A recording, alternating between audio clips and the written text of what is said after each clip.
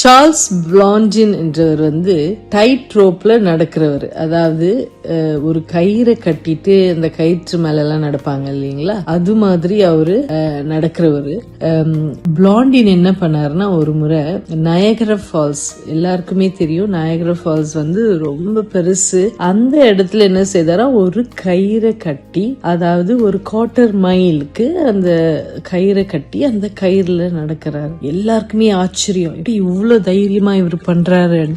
ஒரு செகண்ட், அதாவது ஒரு ஃபிராக்ஷன் ஆஃப் செகண்ட் கூட அவர் கான்சென்ட்ரேட் பண்ணாம விழுந்துட்டாருன்னா அது அப்படியே கீழே, அந்த ஃபால்ஸ் ரொம்ப பெருசு, ஆள் அடையாளமே கண்டுபிடிக்க முடியாது. அப்படி என்ன செய்வாரு, கீழே போய் விழுந்துருவாரு. ஆனாலும் அவரு தைரியமா அவர் மேல நம்பிக்கை வச்சு, கடல் மேல நம்பிக்கை வச்சு அந்த டைட் ரோப்ல நடக்க ஆரம்பிக்கிறாரு. அதை பாக்குற மக்களுக்கு ரொம்ப வியப்பு மற்றும் சந்தோஷம். ஒரே கிளாப்ஸ் பண்றாங்க, அவரை என்கரேஜ் பண்றாங்க.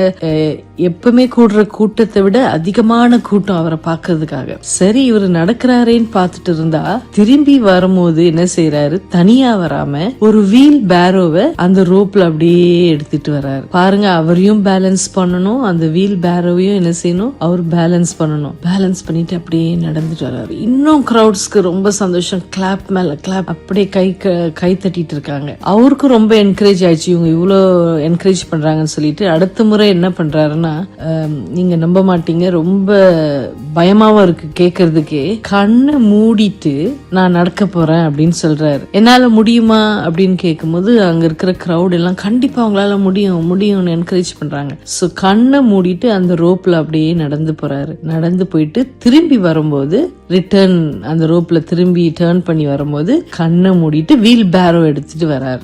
எல்லாருமே ரொம்ப சந்தோஷப்பட்டு கை தட்டினாங்க. இது மக்களுக்கு திடீர்னு ஒரு ஷாக்கிங் நியூஸா இருக்கு. என்னன்னா, அடுத்தது சொல்றாரு, இந்த வீல் பேரோல நான் ஒருத்தர் உட்கார வச்சு கூட்டு போறேன், நம்புவீங்களா யாராவது? எல்லாரும் ஆமா ஆமான்றாங்க.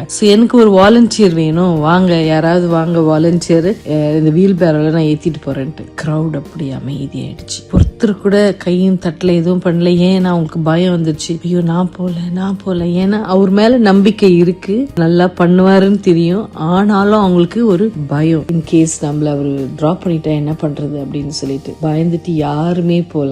அப்போ அவருடைய மேனேஜர் ஒருத்தர் என்ன பண்ணாரு, அவர் சொல்றாரு, நான் போறேன், ஏன்னா எனக்கு உங்க மேல என்ன இருக்கு, நம்பிக்கை இருக்கு அப்படின்னு சொல்லிட்டு அவங்க மேனேஜர் போய் அந்த வீல் பேரோல உட்கார்றாரு. இவர் அழகா அந்த டைட் ரோப்ல அவரை கூட்டிட்டு போய் பத்திரமா சேர்த்துடுறாரு. இதுதான் நம்பிக்கைங்க. நிறைய நேரத்துல நம்ம கடவுளை நம்புறோம்னு சொல்றோம், ஆனா அந்த உண்மையான விசுவாசம் என்ன இல்ல, நமக்கு கிடையாது. இந்த சார்ல்ஸ் பிளாண்டினுடைய மேனேஜர் எப்படி அவர் மேல நம்பிக்கை வச்சு அவர் கண்டிப்பா எனக்கு கூட்டு போயிடுவார், தைரியமா போனார் பாருங்க. அது மாதிரிதான் நம்மளும் ஏசப்பா இருக்கிறாரு நம்புறோம், ஆனா உண்மையாக 100% என்ன செய்யறோம், நம்ப மாட்டேங்கிறோம். என்னதான் அவர் இருந்தாலும் கவலைப்படுறோம், நமக்கு இது நடக்குமோ நடக்காதோன்னு ஒரு ஆங்ஷியஸா இருக்கிறோம். அப்படி இருக்காதீங்க. முழு நம்பிக்கை என்ன செய்யுங்க, தேவன் மேல வையுங்க. அவர் கண்டிப்பா என்ன செய்வாரு, உங்களை பார்த்து கொள்வாரு. தேவன் உங்கள் அனைவரோடும் கூட என்ன செய்வாரு, இருப்பாரு. இருந்துட்டு உங்களுக்கு என்னெல்லாம் தேவையோ வாழ்க்கையில அது என்ன செய்வாரு, கண்டிப்பா தருவாரு. அதற்கு நீங்க